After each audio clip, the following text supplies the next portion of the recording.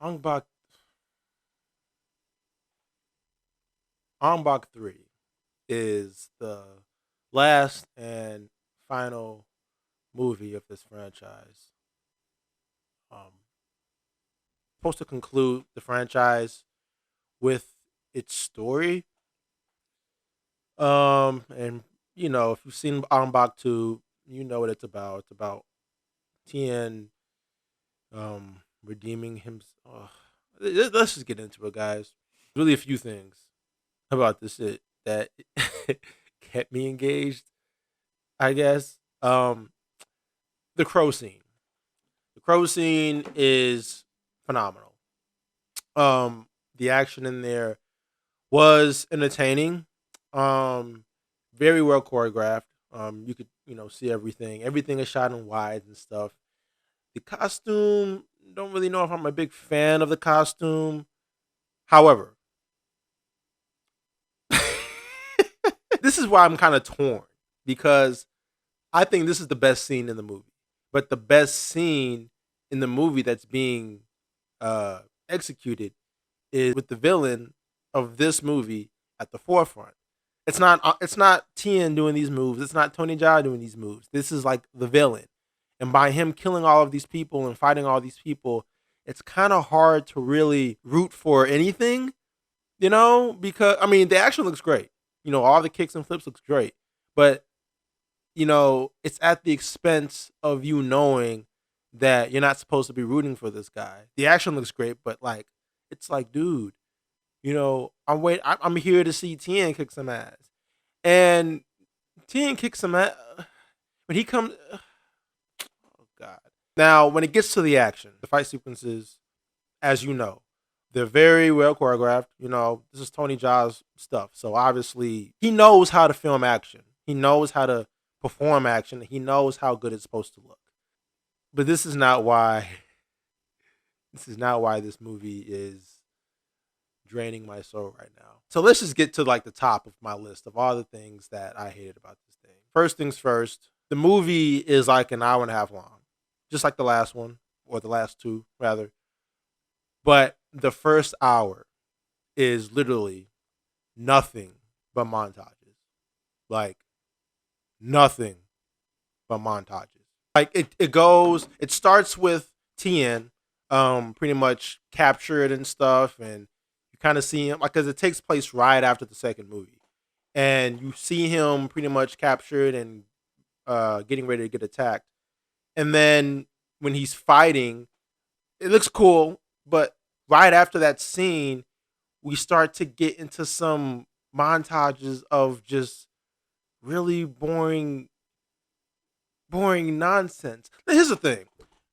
This is pretty much the gist of why this movie sucks. The movie tries to actually be a film. Ong-Bak franchise is what it is. Okay, it's supposed to be this action-packed uh, franchise where the action is selling the movie.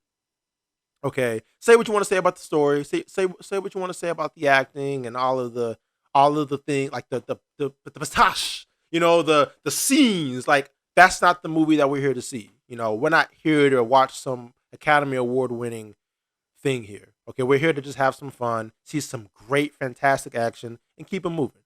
Okay, but the third one tries to actually be a film of substance. It tries to really lay the action aside a bit and be more of a story film. It really tries to take its story very seriously. It tries to take its characters more seriously. It tries to take romance more seriously. And before, when I said that the direction was like cool, it was good, it was nice. I was saying that because the first couple films were more action centric. Okay, most of those films centered around the action. So even if you were to get some cheesy dialogue here and there, or maybe some story beats that didn't really work all that well, you know, most of the film was action. You get maybe a total of 10 minutes of story and a full hour of just action.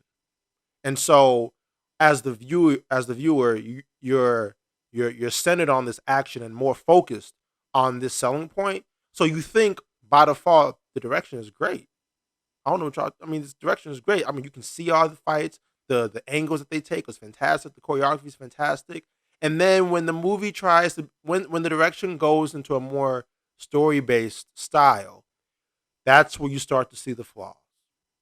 You see the flaws in the direction, and I can't believe I'm going to say it. I take back everything I said about how good the direction is.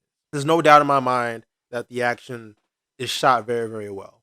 It's a very, very the guys who are behind the camera are very, very good at shooting action, but they are trash at directing story based anything. The first full hour is nothing but montages. Everything is a montage. The dance is a montage. The fights, even the fights are montages. How do you make a fight? How do you choreograph a fight and fade in and out and turn it into a montage? And when I see it being turned into a montage, I'm like, who told you this was a good idea? And it just hurts my heart because the action is the pure selling point of this franchise. The action is what sells all this kind of shit. And you're literally dumbing it down to a montage because you want this to be an epic conclusion in its story. But you know what this movie is. You know what this franchise is. This movie is not supposed to be taken seriously like this. And the fact that it is blew my mind. Now let's get to the romance bit a little bit because we are. I mean, there wasn't really any romances really going on in this franchise, and it was teased in the second Ong-Bak. This one they really try to go head on, full fledged with it, and give Tien a love interest.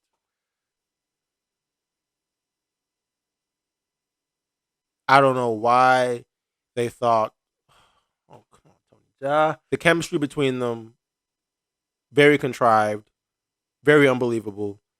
Um, I don't know if I want to say it's cringe, but it's cringe. I wasn't buying this romance at all. I was bored by their romance.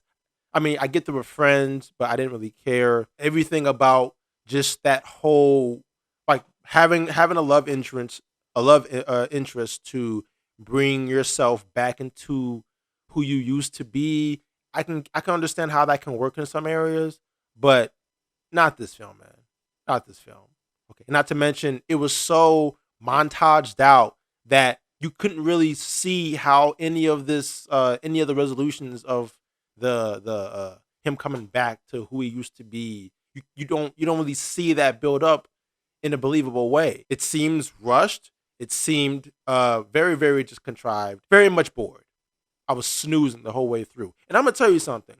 I love the I love the Ong-Bak franchise for what it is and what it tries to do, but I've never once slept in an action film.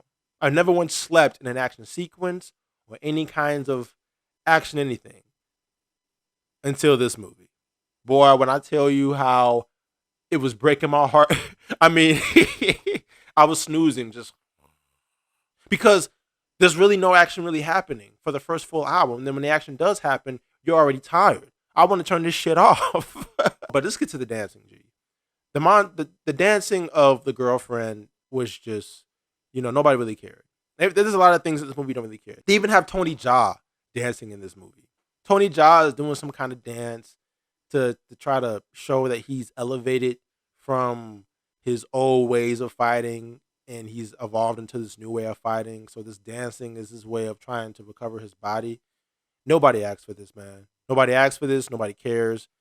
And I mean, I can understand why you wanted to do something different, but the dancing just wasn't here for me. Everybody's doing all of these ballerina type moves, and I was tapping out. One of the key things that I think this movie fails is the villain. The villain is very, very cartoony, very, very cheesy, very over the top, very just he's just so lame. Whatever they were doing with him, it was just dumb. They gave him these migraines of him pretty much they tried to give him some character development as to like he's haunted from his past. He did something in his past life that made him cursed.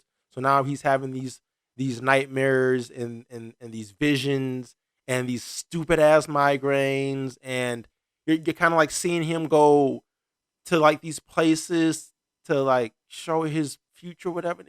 Dude, I was just tapping out. To be honest with you, I don't really remember all that much about what was going on with him because I was just trying to get to the action. All this boring shit that was happening, I was like, what are you doing? Get to the fucking action already. Like, I'm so bored. Like, the villain was not compelling at all. I didn't care what he was going through. I didn't care what sickness he was going through.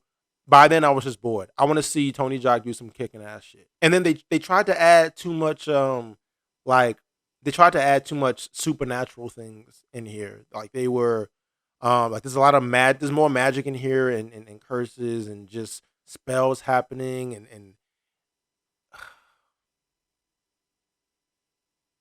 now the dialogue, of course, is just terrible. I mean, we all knew the dialogue was not that good to begin with. You know, it gets. I mean, this it's always been cheesy. It's always been cheesy, but it's always been like forgivable cheesy. You know, like Power Rangers. We all know like the stuff like that is like it gets lame, sure, but you know, we know why we're here. Like the dialogue can go somewhere. We know that the dialogue is cheesy, but this the dialogue in this one is just so bad. It's just so bad. And here's the thing: I tried to watch it sub this time because I was so bored with the montages and things like that. I stopped reading. I stopped reading. I didn't even care all that much. I just wanted them to get to the fights because the dialogue was not selling me. All these montages here and there, you know, it was a snooze fest. This movie is a snooze fest, and I just can't. I couldn't do it anymore. I stopped. I stopped listening to anybody talking. Now this one. Now this is what I want to really talk about. Okay, so I said that in the second one. Here's a link to the video of my last review. I said in my last review that Tony Jaa's headpiece was the most awful thing I've ever seen. I still stand by that. You forget about it because he's kicking ass, so it's like whatever, and you know that it's a movie to not really take him too seriously. But why? Why in God's name? Why in God's name did you decide to not only go with the headpiece again, but give yourself a goatee? Look at his lips. And the goatee doesn't even look good at all. It looks superficial as shit. The motherfucking shit looks fake as hell. I can see the tape under your fucking mustache. I can see it's too neat under the chin. I can see how fake it looks. Not to mention, it doesn't even look like a natural hair that Thailand people would wear. I've seen Thai facial hair. That doesn't look natural at all. That looks like a fucking Chef Boyardee Italian type mustache. That shit looks like you borrowed it from another studio and said, "Yo, can I borrow your goatee, please? I'm out of fucking facial hair here." Who told you that was a good idea? Who? And to make matters worse, because like I told you, this whole fucking movie's a montage, right? It goes from his goatee to clean face, and then back to goatee, and then back to clean face, and then goatee and clean face, and then goatee and clean face. And it's like, why are you doing this? The continuity in these montages is trash.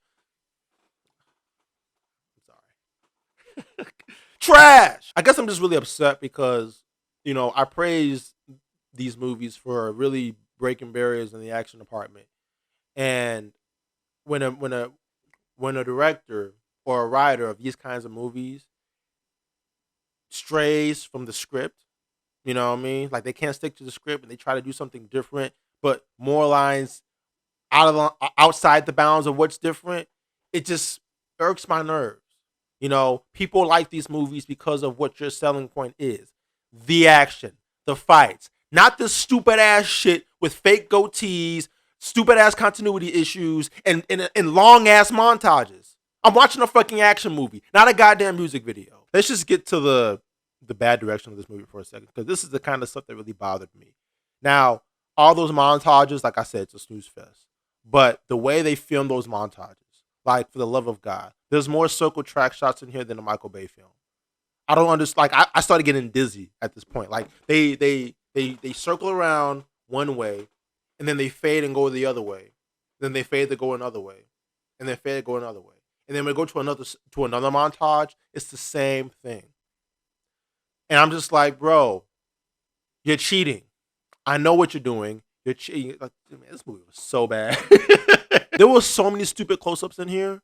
Like there were just long takes of just dumbass close-ups. Like even when you get to the third act of the film, they have this close-up, but the close-up is like so obnoxious. They start zooming in to they zoom in super close into Tien's eyes, right?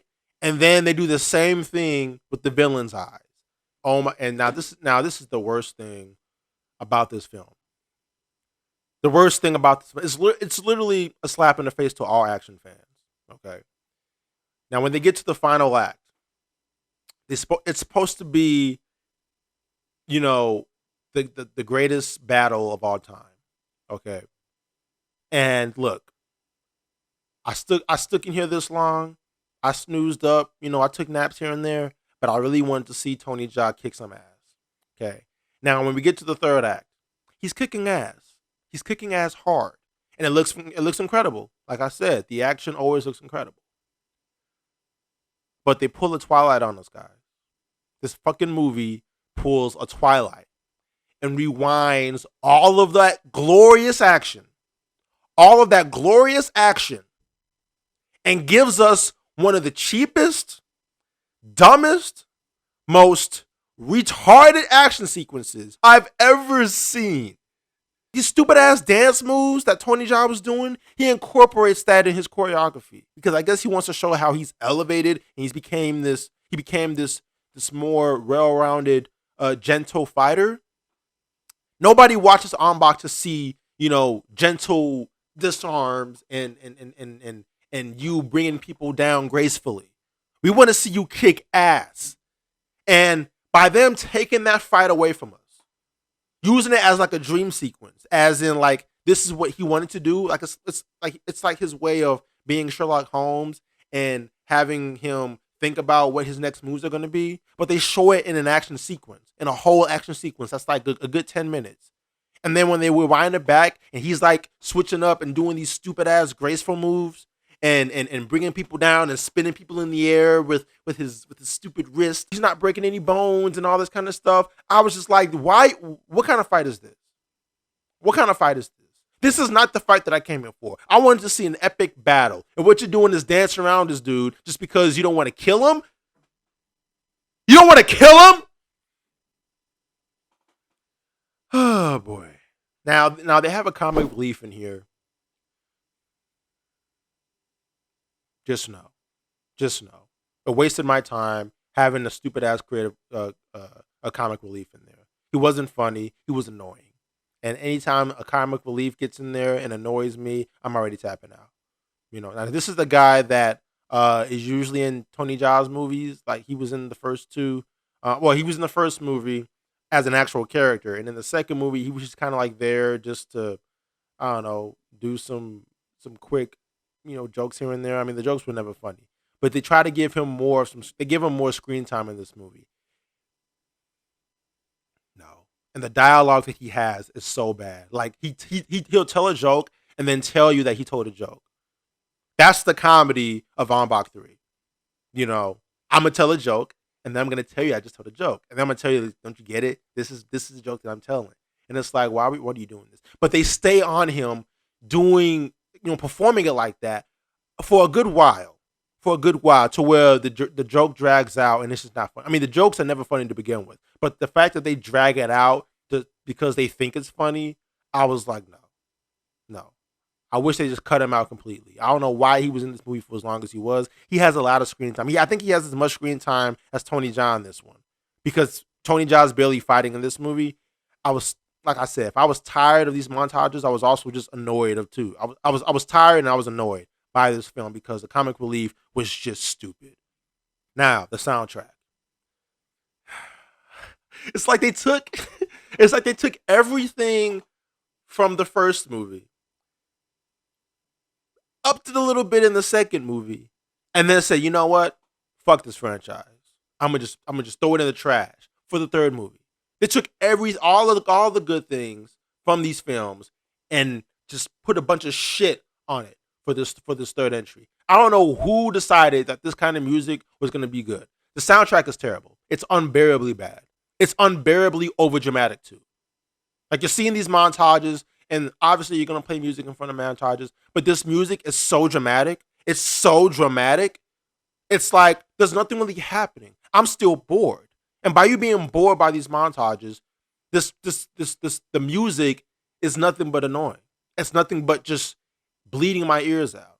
It have all these drums and it has this Hans Zimmer feel to it, but there's nothing really epic going on. It's just his girlfriend dancing. It's just Tony Jaa dancing, and then it's him going up to his Sifu saying thank you very much for making me find myself with all this music blaring in the background. And I'm just like, there's no angle or epic frame happening right now. Why is this music playing? Tony Jaa, if you're watching this, and you're probably not, I'm vastly disappointed. My heart is hurt. I am frustrated and just appalled that this direction is where you decided to go. I understand doing things different. I understand trying to take a different approach. I understand trying to think outside the box. But my guy, this ain't it. This ain't it. Just wasn't it, man. I mean, your music was trash. The fights were good, but the action sequences were not that good. Okay, you have two good action sequences, and the rest of the movie is just exposition. Very, very boring. It was a very, very boring movie. And my guy, look, I love you. I love you to death. I still think you're a great athlete. I still think you're a great fighter, and I still think you're a legend. But your movie gets a 5 out of 10. I'm sorry, bro. I'm sorry. Oh, Jesus. This movie was so bad. This movie was so bad, man. And I'm only giving it a 5 because I love you. Okay? Like I said, the action sequences, for what they weren't bad. Okay? But everything else in between that, knowing what this film is supposed to be, you know, no. Just no, I'm sorry. Like it's less, you can't get up to the 6, my guy. It's just terrible. I didn't hate this movie, to the core of my being, but I was just heartbroken. I'm just heartbroken that this is the movie you decided to make. The conclusion, I'm glad it came, but it couldn't have came quick enough. Okay, this movie didn't need to be an hour and a half of just, you know, nothing that's happening. This is an action movie with only 2 action sequences. And they're not even all that good. I've seen better ones. So that's it, guys. That's my review of Ong-Bak. That was a rant. Let me know in the comments what you guys think about the franchise. Do you think it's the greatest franchise of all time? Did the third one kind of ruin it for you like it ruined it for me? Yeah, and go in the comment section. Let me know what your favorite action movie is, and if you want me to review more movies, go in the comment section. Let me know what you want me to review, and I'll catch you guys later. Peace.